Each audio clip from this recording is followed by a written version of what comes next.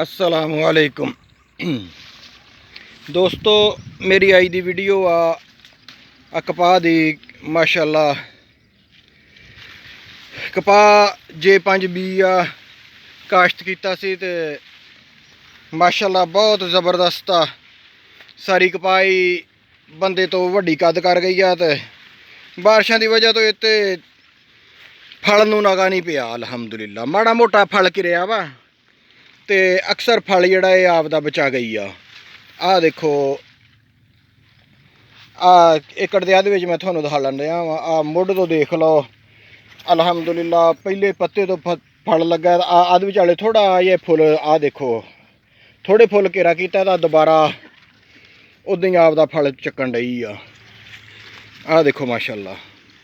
इस देखो अलहमदुलिल्लाह इहदा कद बंदे दे बराबर आ। बंदे तो पूरा वड्डा होऊगा तो छोटा निगा हले फल आपदा उदा ही कच्ची हो के तो मंजिल करन डई आ। तो आपदा फल बिल्कुल ठीक ठाक चक्कन डई आ।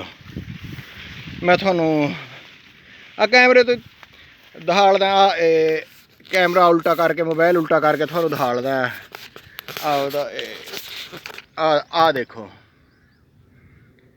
तो ये अजकल जिहड़ा बारिश की वजह तो मक्खी जिहड़ी है मक्खी काफ़ी आउण डई आ कपाह नूं। मक्खी जिहड़ी है मक्खी वास्ते सीटा ते पैरी जिहड़ी है मिक्स करके ते स्प्रे कर दवे है ना, इहदा फिर बहुत फायदा हुंदा है।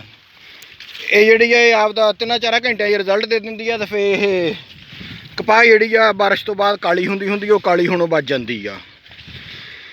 ते ये तेले की भी नाल मिक्स कर लवे बारिश का जो ही 4-5 घंटिया का भी मौका लभे है ना तो फौरन स्प्रे कर दे ताकि कपाह काली ना हो तो नुकसान तो बच जाए। आ देखो माशाअल्लाह पहले पत्ते तो लग के तो टिंडे किदा भरोए आ मोतियां वाली कार। माशाअल्लाह देखो अल्लाह ताला सारियां दी फसल च बरकत देवे। तो